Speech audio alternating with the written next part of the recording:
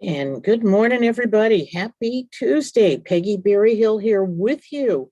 And a great guest today, one of my favorite guests, our neighbor from just down the road, Richard Charter from the Ocean Foundation, a senior fellow there. And we're going to talk about something that we've talked about before, but we're going to talk about it again because it is so important. And it also is an important part of um, our our life here. Unfortunately, I mean, part of it is great, and you'll see what I'm talking about right now. We have Leanne Lindsay also in the background getting everything organized for us.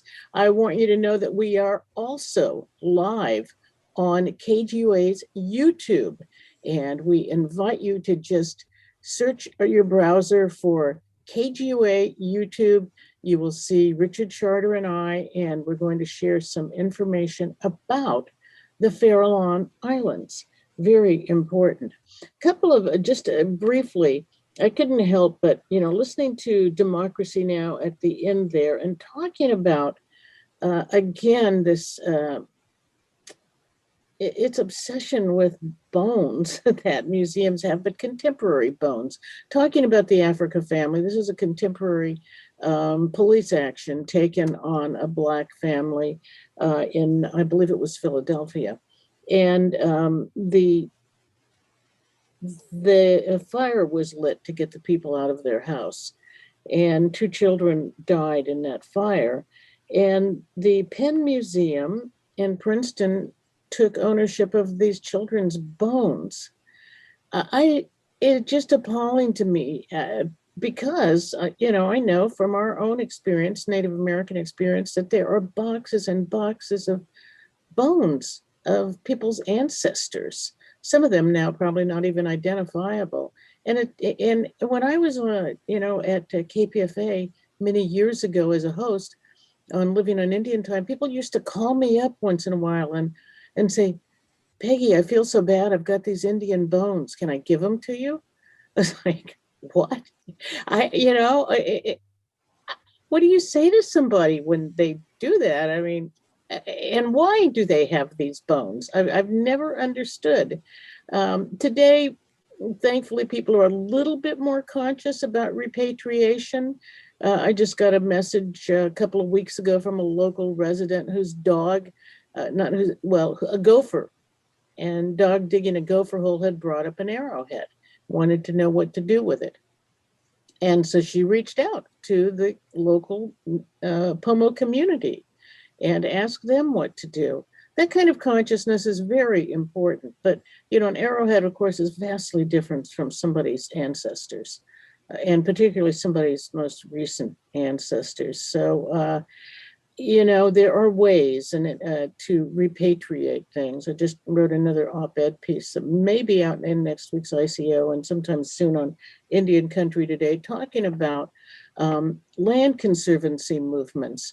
And I wrote about this in an earlier op-ed piece, but I really think it's important that land conservation movements should include a repatriation plan when they're working on buying back so-called local lands, which are always going to be indigenous lands.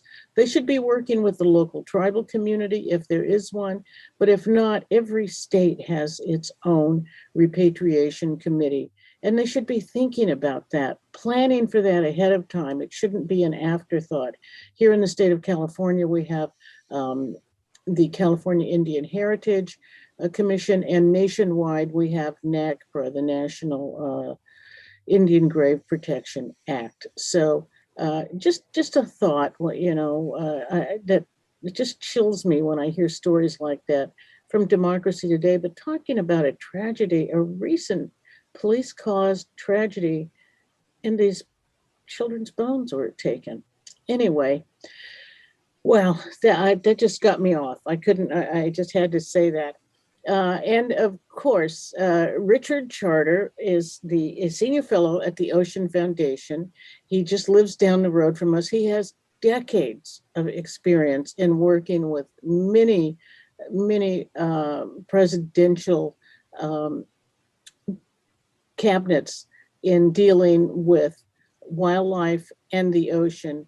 And right now, one of his main issues, and one of ours that we've talked about, is a proposed poison drop on the Farallon Islands. So I'm going to say hi to Richard, and then we're going to hear a little bit from a film from KQED.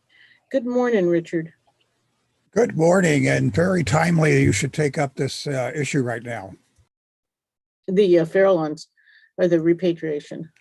Well, both repatriation and the significance of the Farallons to the original people here, but also the California Coastal Commission in mid-June is going to decide the fate of the Farallons, we believe on June 17th, in a day-long live special hearing.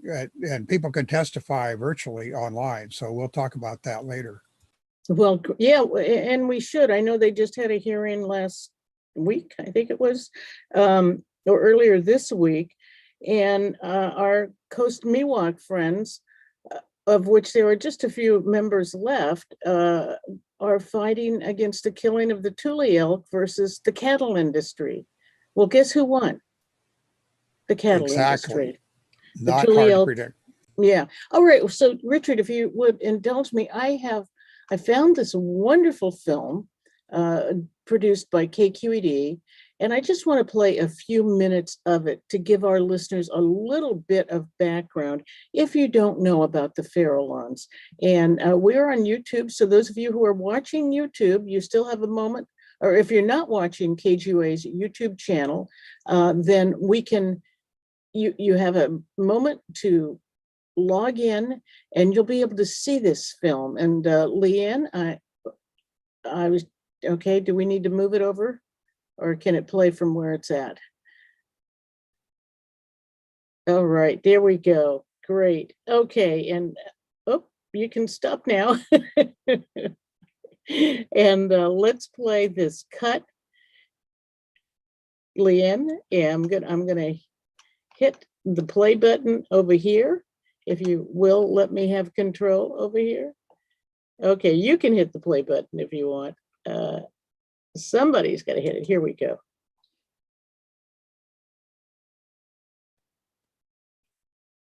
Oops.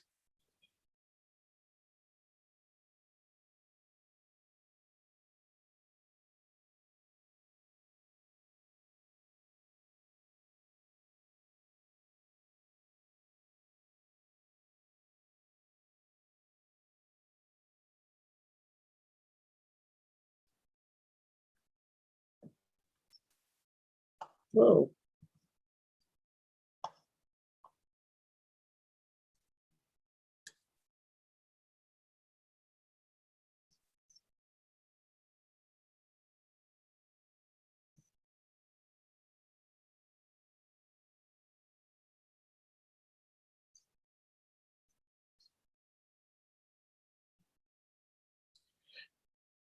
Okay, somehow this is not the video I had on hold. So let me go back. That is not the one that I had. This is a different one. And it is, this one, while interesting, is called Ice Age, California. So let me go up here to history, and I had one on, here we go, this one. And again, produced by KQED. And let us get this started a little bit. I'm going to start it about here, and it's about the Farallons.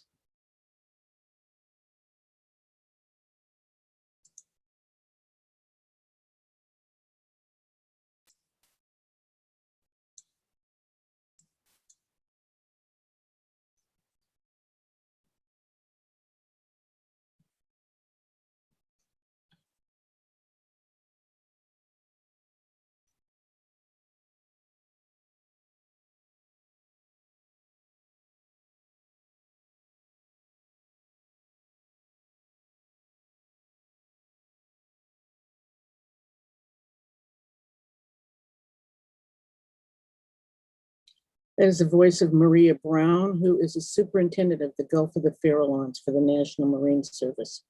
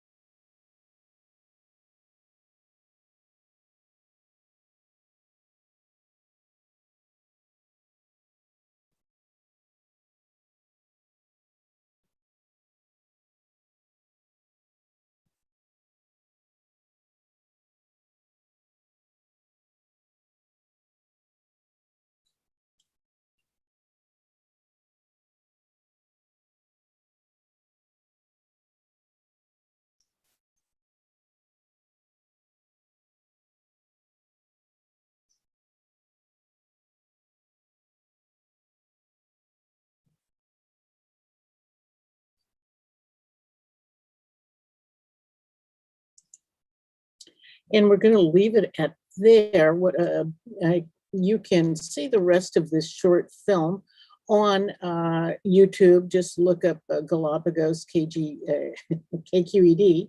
and it's a wonderful film. And I thought it would be a great introduction, Richard, to our talk this morning. Thank you for showing that, because what it does is it reminds us of how connected this entire ecosystem is to the Farallones, and it explains why so many of your listeners worked for so long to help create the original Farallones National Marine Sanctuary and then expand it into Mendocino County with the Greater Farallones National Marine Sanctuary. I mean, this is an effort that began in the mid-1970s with the support of the Mendocino, Sonoma, Marin, City and County of San Francisco, San Mateo, and Santa Cruz boards of supervisors, and all of the local people here. So when something comes up like this Farallones poison drop hearing in June, I think that explains why people are watching this so carefully. This is connected to our place. This is actually part of the city of San Francisco, the Farallon Islands. Right. That's what Maria Brown said. And Maria Brown has been our guest a few times here on KGUA in the past. And, you know, Richard, you mentioned an era, the 1970s. And that seems to be when a lot of people woke up to the natural world around them and the importance of protecting it. Of course, we just finished our, what was it, 50th Earth Day? I can't remember, something like that. And the earth is crying out even more. And today I want to talk with Richard about what could happen at the Farallones. He has also put together a book that you can download. It's an EPUB book, or you can make it as a PDF, however you want. And it's called Our Poison-Free Sanctuary, a Citizen's Guide to the Proposed Farallon Islands Poison Drop. So give us some background about this proposed poison drop. Why is it proposed, and how long has this sort of Damocles been hanging over the Farallones? This is one of those complicated issues that is actually very simple at heart. Somewhere in either the late 1500s or the late 1800s, a couple of house mice got off of a boat onto the Farallon Islands, normal house mice like you might find in your woodshed, and now there are a lot of them. And those house mice attract from the Marin headlands about 8 to 10 burrowing owls. The burrowing owls fly out to the Farallones. It's not very far. You can obviously see it from most places in the Bay Area. The burrowing owls go out there to eat mice, and they eat a lot of mice in the fall. There's a big spike in the population of mice in the fall. And then the spike collapses of the population of mice, and those burrowing owls don't necessarily leave. They stick around, and when they stay, not having mice to eat, they sometimes turn their attention as a predator to a little bird called the ashy storm petrel. A wonderful little seabird that was actually one of the reasons why people created the marine sanctuary in the first place, because the seabird, the ashy storm petrel, the biggest threat is oil spills and collision with oil rigs at night. Lights on oil rigs attract it, and it flies in circles and then just dies, falls to dead on the deck. It's horrible. But because the ashy storm petrel has been denied enhanced listing under the Endangered Species Act twice by the U.S. Fish and Wildlife Service, we find now that it's a great mystery why the same agency, the U.S. Fish and Wildlife Service, even under the Biden administration, when they haven't even named a director of the U.S. Fish and Wildlife Service yet, why the administration wants to proceed with something that poisons the entire ecosystem. No problem getting rid of the mice. That's fine. And there are ways to do that using fertility control. Contraceptive baits for mice are here now, licensed, ready to go. But the idea of a poison that we now know in California, because we've seen it in mountain lions, we've seen it in bobcats, we've seen it in, 2/3 of barn owls in the UK have this poison in them, second generation anticoagulant rodenticides, goshawks, songbirds, and especially raptors which the Golden Gate raptor migration will go right near the Farallones right when this poisoning is going on. Why poison the whole ecosystem to get rid of mice when the mice are not the problem? The problem is the burrowing owls, and there's only 8 to 10 of them. And that's the question a lot of people are asking right now. Well, thank you for that background. You mentioned that one of the alternatives, and it sounds reasonable, is contraceptives. I mean, obviously, the old-fashioned alternatives are some sort of traps or something. But obviously, what are you going to try? You don't want to trap, 10,000 mice and then you're going to take them somewhere? I don't think so. Or do you just kill them? I mean, that's currently the plan. But yes, it makes no sense because obviously other things are going to eat the poisoned things, the poisoned animals, and that's or accidentally get the poisoning. I don't understand it. I mean, this is 2021, not 1821. So you'd think that we would be coming up with other solutions. What can people do about this? Well, fortunately, there's still time to intervene on the part of the public. And I always am heartened by the fact that it was, in fact, the public that created the Greater Farallones National Marine Sanctuary. This wasn't just some agency that decided to do it. It was people here wanted the sanctuary in order to protect this coast from any kind of toxics, but especially the primary concern was offshore drilling, offshore oil and gas drilling, and the toxic implications of that. So the Farallones Sanctuary has, out of the entire 15 site National Marine Sanctuary system, has the strongest regulations. They're called enter and injure. And it means that anything that changes, it doesn't have to harm, but anything that changes the ecosystem of the Greater Farallones National Marine Sanctuary that enters it from outside of the boundary is outlawed.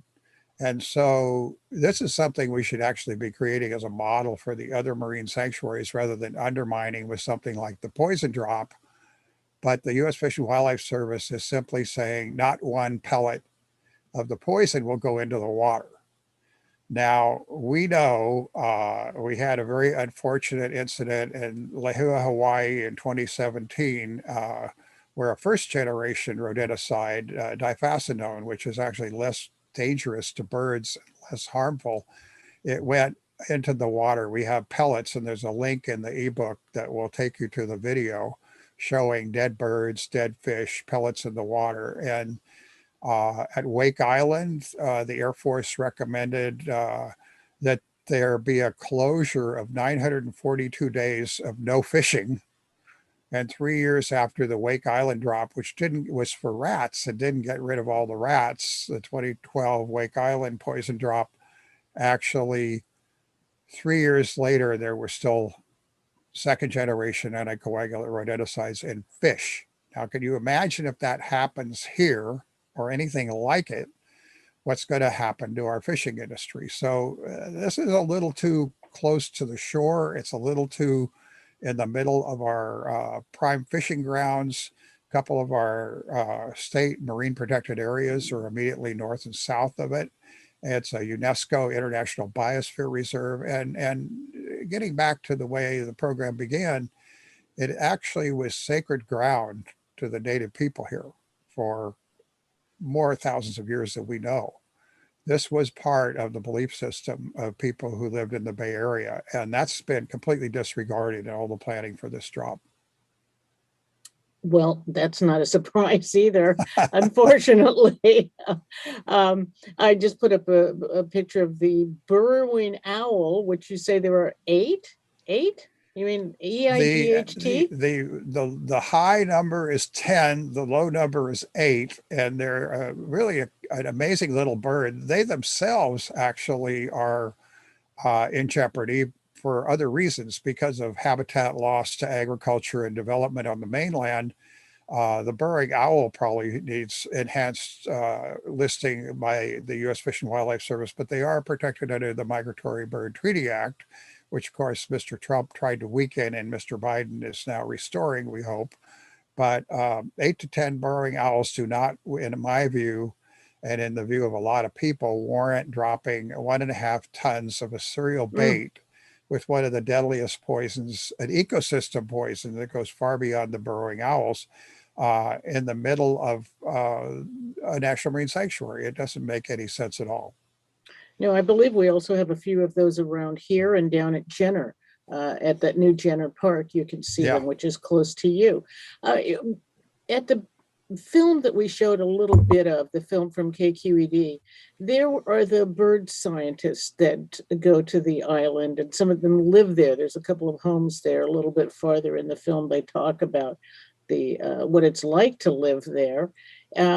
What do they have to say about this? They must have made some points about the safety of the birds. It varies what they say. In other words, scientists are commonly found to have a multiplicity of opinions. I was actually contacted by a scientist who worked on the Farallones before the current research was going on in the mid 1960s, who told me that the ashy storm petrel has been found to have in its crop, in other words, in its diet, the little cricket that's only found on the Farallones called the camel cricket, the Farallones camel cricket. So ashy storm petrels are an insectivore. They're eating the camel cricket. The cricket doesn't have a vascular system that would be damaged by the poison, but it would convey the poison to the ashy storm petrel. In other words, there's a pathway from the actual poison itself through its insects, particularly the camel cricket, to the animal, the ashy storm petrel, that this whole project is invented to try to protect. Hmm. So I don't think every scientist has thought this all the way through. There, of course, is a whole industry around island poisoning that originated in New Zealand. And a couple groups stand to make a lot of money by doing this if it goes forward. And of course, their scientists all think it's the best thing they've ever heard of. Well, I have heard of some local scientists who do think that the opposite, letting the mice overrun the island, is also a horrendous thing. And we can also understand that to some degree. We understand that that is not a desirable effect either.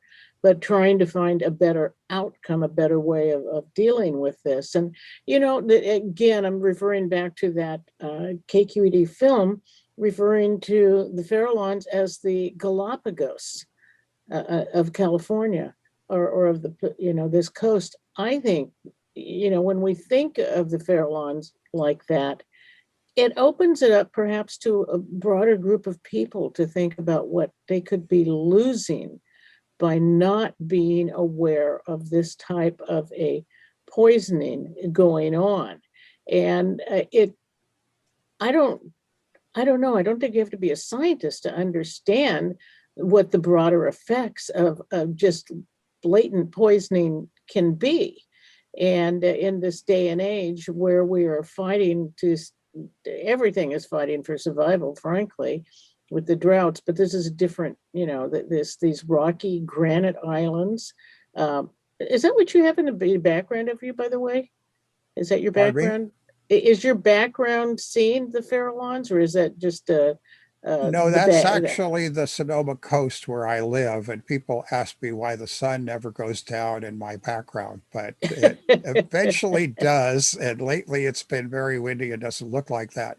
You're absolutely right about the Farallones, and I think the important thing is the connectivity to the shoreline ecosystem. Even within U.S. Fish and Wildlife Service, there are scientists who they've put it in writing, that somewhere on the order of 3,000 Western gulls will die as a result. This is called bykill. I don't even like the word, but bykill means the poison gets to animals that are not the target animal, not the mice. So anybody who's ever gone to the beach and had a picnic knows that keeping Western gulls away from your lunch is virtually impossible. And I've never had any luck with it. If you walk 8 feet away from your picnic, they're there eating your sandwich or your chips. And in the case of the Farallones, this is the largest seabird rookery in the lower 48 states. This is 250,000 seabirds on here. And the problem is that those birds, Western gulls, commute between San Diego and Coos Bay, Oregon from the Farallones. They've actually been found in Puget Sound, but daily they commute to San Francisco's Fisherman Wharf, over to Oakland, and a bunch of dying mice scurrying around in circles are going to be lunch very quickly to non-target species. And this is, again, called bykill. And this hasn't really been factored in. And the fact that the poison they're planning to use, which is called brodifacoum, is the single most dangerous choice they could have picked in terms of getting into the seabird ecosystem in this way. It kills everything. I mean, it's not just going to kill the mice. Nobody has a problem with getting rid of the mice. The question is, why would one not try a less harmful method that only targets the mice? You know, it is, as you point out, we're in science is back. We're not in the era of, junk science anymore. And we know that the world is shifting away from these anticoagulant rodenticides because of what we're seeing happen to mountain lions, bobcats, Pacific fisher, and a lot of terrestrial animals. California just outlawed the sale of this stuff as of January 1. And Governor Newsom held a half-hour press conference touting his signature on that new law. It's going to create a study for a couple of years. It doesn't affect offshore islands, unfortunately, but it means in California, Malibu, the Santa Monica Mountains have outlawed it in their local coastal plan. We're on the path of doing that here in Sonoma County, outlawing it in our local coastal plan. Society is moving away from this kind of broadband, kill everything ecosystem poison. So why would we not try something less damaging to the whole ecosystem first? Then if that doesn't work, we'll figure out something new. But I believe science is supposed to evolve, and we don't go back to where things were, 25 years ago and use what is essentially an obsolete poison. I just want to remind our listeners, this is KGUA in Walla. You may be listening to us globally, streaming us on the internet through our Air Pocket app, which you can get at kgua.org. We're on the TuneIn app and Radio Garden. And we're listening to Richard Charter, who is a senior fellow at the Ocean Foundation, who has been fighting to save, in particular, our Sonoma and Mendocino coast for decades. And many of you listening locally may have joined Richard in some of the protests and some of the letter signing and other necessary things that have raised the level of our coast and as healthy as it can be. There are other issues that are happening now with climate change that are changing that, but overall, getting rid of, stopping the nuclear power plant at Bodega Bay was part of that, and the water. What was that thing? The water balloon thing floating there down. There have been, a lot of people who live here who have lived here a long time, and I think every one of you realize that the Sonoma Mendocino coast exists as it does today because of things that didn't happen here. A lot of them almost did happen. It wasn't just the nuclear plant at Bodega Head. There was a nuclear plant that was going to be one on Point Arena too. And the hauling away of the Jenner estuary. You mentioned the Jenner headlands. Well, the estuary at Penny Island, right in front of Jenner, where everybody has the little colorful kayaks and stops for coffee, that was going to be hauled away and combined with a chalk mountain from Big Sur to build BART at one time. And that was a very close call. There were bumper strips from the other side that said, "Let the gravel travel." I mean, you could go literally foot by foot down the Sonoma Mendocino coast, and every cove and every headland. Something didn't happen there. And the reason it didn't happen there is because the people who care about it didn't let it. And we're at one of those places right now. I mean, Peter Douglas was fond of saying, bless his soul, he said, the California coast is never saved. It's always in the process of being saved. And this is part of that process. And as a matter of fact, the California Coastal Commission, which originated in large part in Sonoma County in the fight over public access, is deciding this issue in mid-June.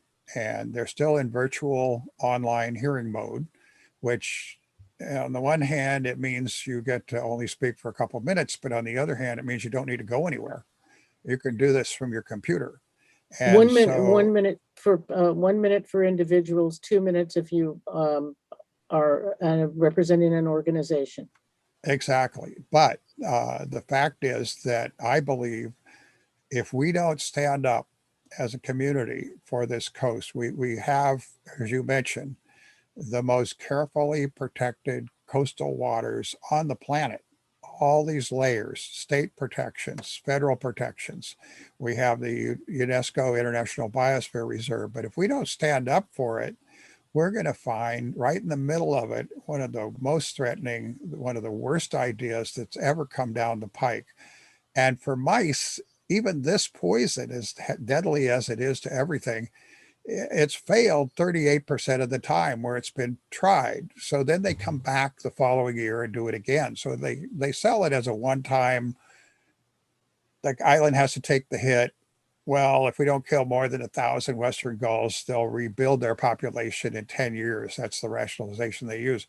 But actually, if it doesn't work the first year, there'll be a second year and a third year. And each time there will be new bykill. And I don't think this is the right place to try that particular kind of experiment.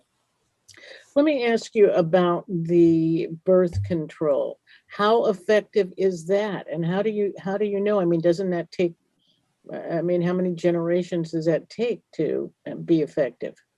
The contraceptive bait is actually, a lot of people don't know this, but it's licensed and in use for rats throughout the poultry industry, the rice industry, and animal uh, protection in California.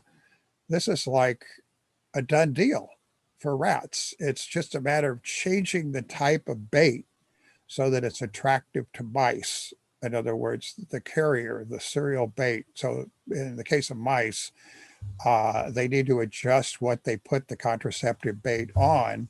And then the mice eat that and they simply, just like it sounds, they don't have babies. So the mouse population would drop. And what you want to do is get it as low as you can and keep doing it. The difference is you probably will have to keep doing it for a while. The good news is it only targets the mice.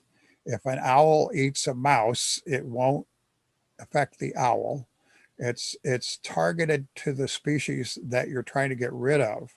And if the problem, as it's stated by Fish and Wildlife, is that there are too many mice and they're harming the ashy storm petrel, there are also other things you could do to benefit the ashy storm petrel. The ashy storm petrel, as I mentioned, is attracted, when it's feeding at night, it's attracted to lights. Those lights can be on offshore drilling rigs. We didn't allow those to happen here. They can be on fishing boats, which we have worked cooperatively with the fishermen to not have them anchor up right near the Farallones with the genset going and the lights going all night. And they were willingly helping with that, not, becoming a problem. I think we need to pay very close attention to the upcoming introduction of the offshore floating wind industry, which is all built by the oil industry off of Humboldt County and off of Morro Bay. We're going to have literally hundreds of very large offshore floating wind design machines for generating electricity, and all of those will have lights. I think that's the real threat to the ashy storm petrel if that's not done right, and attention paid to the color of the lights and how things are configured. Plus, ashy storm petrels like to nest in rocky walls. And on the Farallones, rocky walls around the rain catchments that were used by the Coast Guard were torn down for aesthetic reasons. And so there are opportunities that could be created for better nesting habitat for the ashy storm petrel. They also, ashy storm petrels like the sea caves on the Channel Islands down off of Santa Barbara. But kayakers sometimes, not knowing, go into the cave where the ashy storm petrel is nesting and make a little noise. The ashy storm petrel abandons its nest and doesn't come back. So there are other things that can be done to benefit the ashy storm petrel. And there are things that can be done to benefit the burrowing owl to make it not feel as unwelcome on land. It's partly the development on land that's chasing the ashy storm petrel. I mean, chasing the burrowing owl out of its native habitat. So this is a complicated ecosystem shift, and it needs to be treated that way. It needs to be understood as the whole trophic cascade, as it's called, how the ecosystem will respond to this poison. And the answer to that is not well. It poisoned everything. I'm now showing a photo of the ashy storm petrel from your book. Why don't you tell people how they can get your book about the poisoning? Well, this book, I'm not here to sell a book. This is a free book, which you can download right now at a website that my middle son designed. And it's called Poison Free Sanctuary, one word, poisonfreesanctuary.org. And at that website, you can either write a letter immediately to the Coastal Commission, just say, don't do it. But if you want to learn about it first, because this is a very important decision, and learning about it is something I thought people were going to want to do. So during the pandemic shutdown, I wrote a book about it with some help from some wonderful friends. You can download either of two ebook files or a PDF file. I recommend the ebook files because they have live links. When you get to a statement of fact, you click on it, and it takes you to the actual peer-reviewed scientific study. You can see a video of the Lehu, Hawaii disaster where pellets went into the water and killed fish and birds. You'll learn a lot more from one of the ebook files. So that's free at poisonfreesanctuary.org right now. All right, and also I'm showing another page where you talk about the flea shrimp life and the history of the Ohlone tribe and the Coast Miwok. And we mentioned earlier, I'm going to get back to that before we end the show. But in your book, you say that this entire complex is more ancient than Stonehenge. We don't Tell us. know. There's no history, as you know, that anybody wrote down. It was oral history. But what we do know is that a lot of people have been following, I know, the Berkeley shell mound issue. Mhm. And a lot of people, I would have, if I had been around then, I probably would have lived either on the Sonoma coast or in Berkeley, but around San Francisco Bay, rich food source, people had certain ways of dealing with their dead. And they believed that the dead were all going to the Farallon Islands. The Farallon Islands were the gateway. There's very little evidence of prehistoric archaeological find on the Farallons. There are a couple of situations where hunting implements have been found, but they were from the Pacific Northwest and probably either arrived in a marine mammal that had been harpooned or something up in Washington state waters and then came and died on the Farallons. But there was not a history of village sites or archaeological sites on the Farallons. The reason is that the belief system meant it's where the dead were. Islands of the Dead was the original name. And so, you know better than I do that government to government consultation, when a federal agency is going to do something which is affecting a native cultural site in this way, you have to do government to government communication, consultation with the tribe. That has not happened with regard to the Farallon's poison drop. This is a really big deal because this was a sacred place. It is a sacred place. Right. And when it comes to the state of California, the relationship with the indigenous people here was non-existent. The plan was genocide, pure and simple, and that you can read that history. And but of course, a lot of people survived.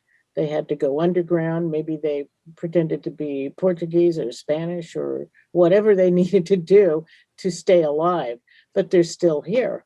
And particularly in the Bay Area, we have had a resurgence of some of the Ohlone and the Coast Miwok tribes and citizens. And there's even a wonderful Ohlone Cafe. I don't know if it's open right, well, because the pandemic.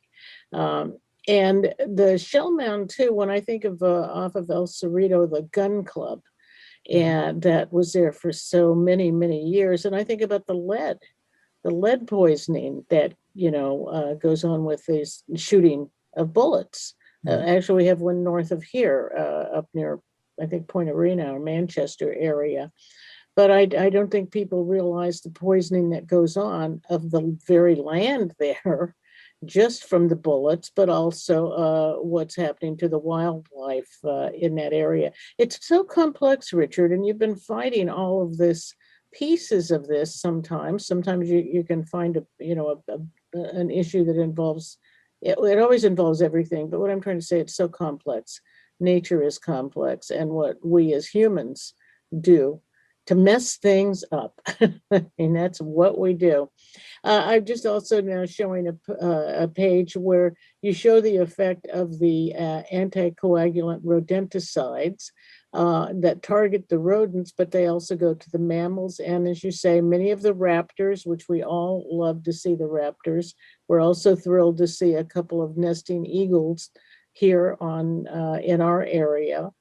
And then of course the amphibians, everything is affected. And when we, as Native people say, all life is sacred, we mean that. That also means rocks as well. But all I, life is sacred. So just trying to say this one is less important. Uh, Everything has its place. But when things are out of balance, they usually get out of balance because of us. And so now finding a way to follow up, read Richard's book, learn about all of this and the non-target by-kill species. My goodness, I too hate that term, but it's so important. But I want to ask you now, here we are, a few months into the Biden administration. Many people are so excited, of course, with our new Secretary of the Interior. But Deb Haaland is this is Secretary of the Interior, but there's a huge amount of bureaucracy within that. Including Indians. We're the only humans involved in care under the Department of the Interior. So I think people have high expectations of her, or think that somehow she can just, like magic wand, stop anything from happening. I don't think that's going to be quite that easy. And for her to know absolutely everything that's going on. Have you had a chance to be in touch with the secretary about this? Not directly. I did have some communication indirectly with her staff before she was named, actually. She was a House Mm-hmm. member and she was very involved in a lot of issues that I care about. And she voted right on almost everything I care about. So I still hold high hopes for, the new secretary. We do not have yet a new director of the U.S. Fish and Wildlife Service, which is Mm. ultimately the individual that will make a go no go decision on the poison drop on the Farallones. But certainly the Secretary of Interior could intervene, and particularly from the aspect of non involvement of Native people. In other words, the meaning of this place culturally for thousands of years is something I think that if she studied it, and I hope she does, and I think she will, she would look at it and say, wait a minute, this is not just some, boring piece of rock. This is a place that has cultural importance as well as a biological hotspot beyond almost any other thing controlled by, here in North America. This is the biological hotspot in coastal waters. And if you go back, you mentioned eagles, which of course is an iconic bird to all of us. Uh, in 2008, on Hawadok's Island, now known as Rat Island generally, a poison drop was done by the same players, and they took too much poison to the island. They left a bunch of it there because it was too expensive and too much trouble to bring it back. And they didn't monitor the effect. And at Rat Island, when they went back months later, they found 467 bird carcasses, and 46 of them were dead bald eagles. Dead bald eagles, 46 of them. Well, if an individual went out and killed 46 dead bald eagles, even in 2008, they'd still be in prison, for doing Hmm. that. But there's a governmental immunity that prevents agencies that get involved, and even the nonprofits that work with them on a non-competitive basis, get these huge contracts. They just walk away. And so there were studies done on Rat Island that just it's kind of the poster child for how badly things could go wrong. So to take a chance like that with the Farallons is just inexplicable to me. I believe that science advances, that human understanding of ecosystems is getting better, not worse, that humans are feeling more like part of the system. There's a certain amount of guilt for things we have messed up. Certain people feel like, oh, we could fix it by just putting poison on it, you know. And I think that's driving some of the proponents of the poison drop, other than money. There's a huge amount of money to be made. But the bottom line is, I think we need to listen to the moving target, the fact that we are advancing all over the world in laboratories. People are trying to come up with better ways to deal with rodents that bother humans. That's happening either way because of things like California and various communities here in British Columbia outlawing the poisons. So you got to come up with, capitalism will evolve and come up with something that does the same thing but is harmless to non-target species. That's good. So I'm fundamentally an optimist. What bothers me about the Farallon's drop is there's an effort to push it through. There was a big effort to push it through before Trump left office, because his director of Fish and Wildlife was a former Monsanto gene splicer who would have rubber stamped it, green-lighted it in a heartbeat. I don't think the Biden administration is likely to do that, but I think the first stop for this is the California Coastal Commission, which pays very close attention to what is called essential environmentally sensitive habitat areas, ESHA, environmentally sensitive habitat areas. That's the charge, if you're a coastal commissioner, is to protect ESHA. This is hyper ESHA on the Farallones. There is no more sensitive habitat anywhere on the California coast than the Farallones and the surrounding ecosystem. I would like to be as optimistic as you are, and I do think that people who want to sign up and testify before the Coastal Commission in June should be urged to do that. I'm just disheartened by the fact that the cattle ranchers won out over the Tule elk in Point Reyes, and that at this point they're slated to disappear from those lands. And there's just this tiny group of Coast Miwok, and who actually we represented the Native Media Resource Center, the organization that owns KGUA. One of our board members is also Coast Miwok, and she represented for her tribe and for the Native Media Resource Center the reason to not do that, and also protect her family's, her recent families, Yeah. land over there at Laird's Landing. Her mother grew up there, so these are not ancient history. And the same thing with the Ohlone, as you're talking about with the Farallons. But as you say, the more we educate, the better we get. And science, yes, I think is getting better. And at least, scientists are smiling again. They had no Yeah. reason to smile for 4 years because they just were ignored, and now science can come back. So let's get back to, since you're the optimist here, and I'll be the other side of that. What can people do? We have about 7 minutes left in the program, and I'm talking with Richard Charter, who's a senior fellow at the Ocean Foundation. He is talking today about protecting the Farallon Islands, 28 miles off the San Francisco coast, from a massive poison dump to help get rid of a problem, the mice there, to save allegedly the 8 to 10 burrowing owls. But that kind of poisoning, of course, isn't just limited to those rodents. So, Richard, what do you recommend people do? For people with limited time, the best single thing you could do right now today is fill out an email You can comment by email to the California Coastal Commission. You send that email to Farallon Islands, that's 1 R, 2 L's, no S, Farallon Islands, plural, at coastalca.gov. That's Farallon Islands at coastal.ca.gov. That's how to comment by email right now.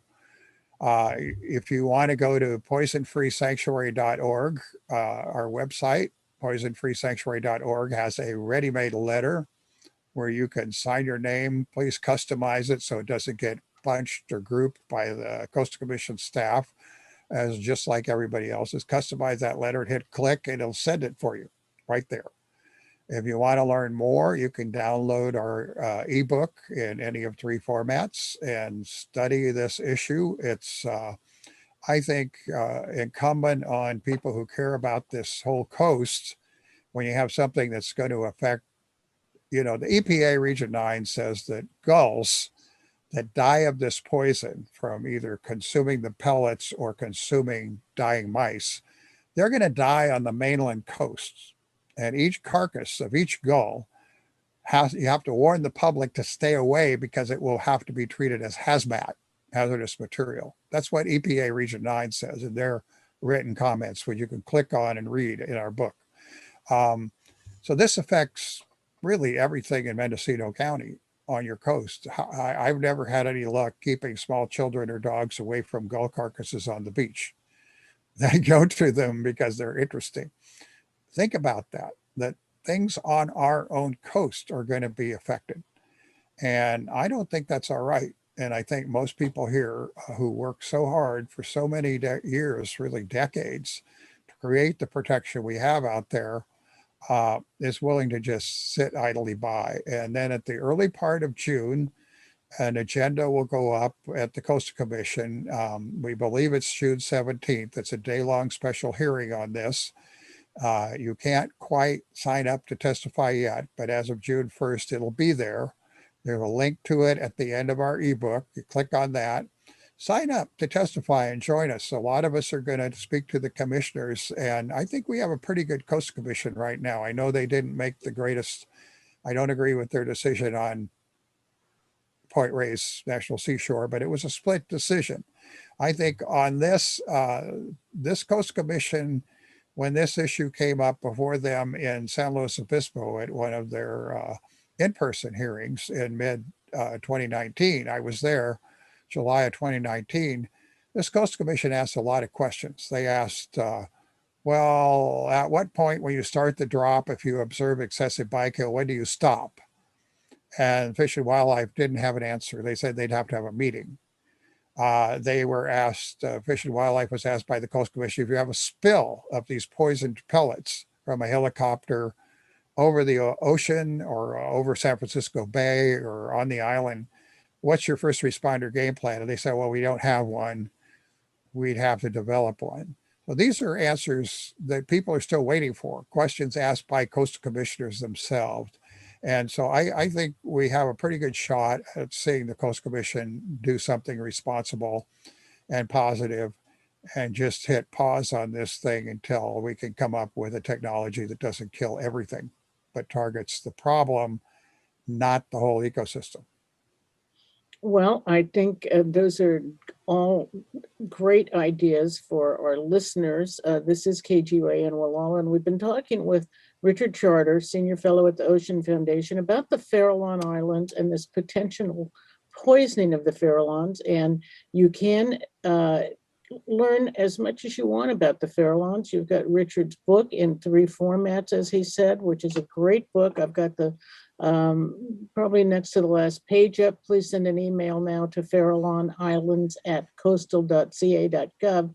And this wonderful graphic showing the toxic food web and how it goes not just to the rodents, but to everyone, the birds and the mammals and the amphibians and the insects and the fish, the ocean, you name it. Everything can be affected by a huge dump. And learn more about the Galapagos. It's not a place that is a public place. You can't take a boat over there. It's very well protected, and it's a pretty harsh environment anyway. There's not really a lot of reason to go there, 28 miles off the coast, but a protected sanctuary, similar. I think that calling it similar to the Galapagos is a good way of thinking about it because of all of the wildlife that uses that uh, granite rock. So, Richard, once again, what about the Ocean Foundation? Is that another place for people to go to?